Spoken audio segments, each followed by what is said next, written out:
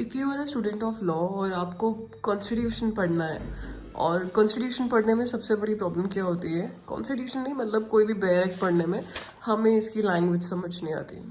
ये लिखते इंग्लिश है but I don't know exactly क्या लिखा होता है, जिसके फिर हमें शॉर्ट नोट्स बनाने पड़ते हैं कि सिंपली वो यहाँ पे ये कहना चाह रहे कि the name and the territory of the union is Bharat and that is the union of states. ऐसा करके इसमें बहुत से ऐसे टर्म्स होते हैं जो हमें समझ नहीं आते हैं क्योंकि ये इंग्लिश अलग ही तरह से लिखी गई है। तो इस प्रॉब्लम को सॉल्व करने के लिए we have a book that is constitution of Bharat, जो कि आप किसी भी एग्ज़ाम की तैयारी कर रहे हो तो बेस्ट बुक है पढ़ने के लिए। आप कोई भी पेपर की तैयारी कर रहे हो या फिर कॉलेज स्टूडेंट हो, कॉलेज में आपको नोट्स की तरह चाहिए, तो आप ये बुक परचेज़ कर सकते हो, जिसके अंदर आर्टिकल्स पढ़ के, कंटेंट पढ़ के आपको समझ में आ जाएगा कि कौन सा आर्टिकल किस बारे में बात कर रहा है। इन शॉर्ट इसके कंटेंट्स अगर आप देखेंगे तो बहुत सारे पेजेस में तो कंटेंट्स हैं, क्योंकि हर चीज़ एग्जैक्टली डिफाइन कर रही है कि कहाँ पे क्या लिखा गया है।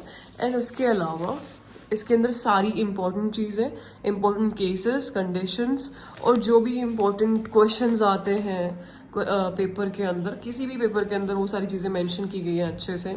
और अगर आप इसे पढ़ना चाहो तो भी बहुत इजी और सिंपल लैंग्वेज में ये लिखा जाता है। इसके अंदर बहुत सारे श्लोक भी मेंशन किए गए हैं कि कहाँ से क्या टॉपिक, क्या पॉइंट उठाया गया है। अगर भागवत गीता में से भी देखें तो, या ऐसे बहुत सारे हिस्टोरिकल पॉइंट्स हैं जो इसके अंदर हमने कलेक्ट किए हैं। तो if you are preparing for any kind of exam, you just check out this book which is available on Amazon, Flipkart and everywhere. So just check this. थोड़ा सा easy हो जाएगा आपके लिए, at least कॉन्स्टी पढ़ना तो easy हो जाएगा।